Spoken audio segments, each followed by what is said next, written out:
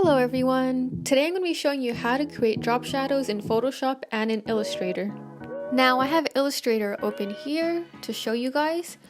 So I have some type here to just show you as an example. So just type in a word and then go ahead and click on it. And then go to Effects and then scroll down to Stylize and click on Drop Shadow.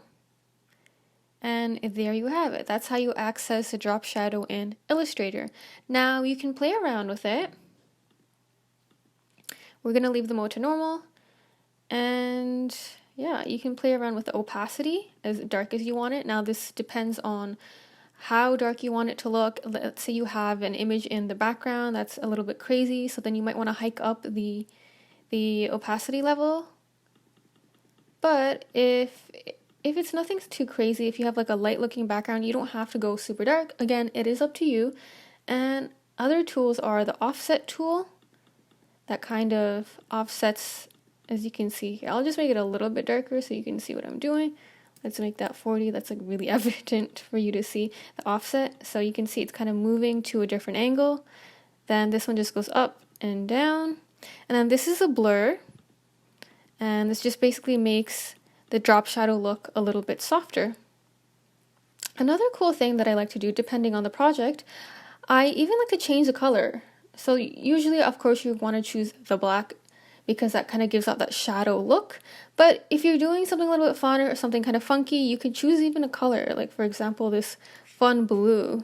And that can really look cool, especially if you have that layered with like another color, for example. Let's say if you have the type to maybe like a fun magenta or purple or something like that.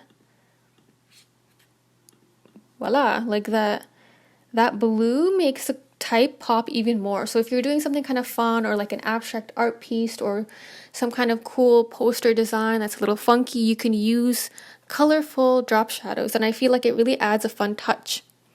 Now we can head on to Photoshop, and now in Photoshop, again, type in a word. And I just type in Photoshop, click on it, and then you can go ahead to layer and then go all the way down to layer style, and then there you go, there's the drop shadow. Oh, I already had that filled in this one blue. So clearly I was doing some fun projects and I had this fun drop shadow. And yeah, so it's very similar, the drop shadow, except there's a few different things you can do. Again, you have the opacity, you could choose how dark you want it. The distance, that's basically like kind of like the offset.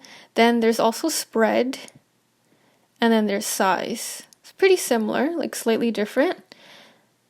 And yeah, so the one other thing that you can do here is there's a noise, which I think is pretty cool. Yeah, you can choose a noise. I mean, in Illustrator you can't do that, but in here you can do that. You can choose a noise. In Illustrator, you'd have to do that through the blending mode, but you need other images. Here, you don't need that. You can choose a noise if you want to do something kind of interesting and textured looking. And yeah, that's basically it for drop shadows. There's so many things you can do with drop shadows. I will leave in here some examples of drop shadows and how I've used them in my work. I hope this was helpful for you guys. Have a great day!